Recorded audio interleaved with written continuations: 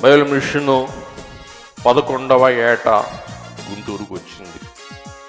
1938 సంవత్సరంలో బయలు మిషన్ జనవరి 31వ తారీఖున దేవుని స్వహస్త సువర్ణాక్షర రాతగా దైవజనుడు దేవదాసయ్య గారికి బయలుపరచబడగా దైవజనుడు అందుకున్న దైవజనుడే బయలు మిషన్తో పాటు ఎక్కడికి వచ్చారు? గుంటూరు వచ్చాడు. ఇప్పుడు చెప్పండి, అందుకున్న వారు గుంటూరు వచ్చేస్తే అందుకున్న వారితో పాటు అందుకున్న ఆస్తి వచ్చేస్తుందా? అందుకున్న చోట ఉండిపోద్దా? వచ్చేస్తుంది.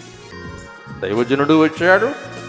దైవజనుడి స్వాస్థ్యం దేవుని ప్రత్యక్షత అయి ఉన్న బయలు మిషన్ కూడా ఏం చేసింది? 11వ ఏట గుంటూరు వచ్చింది.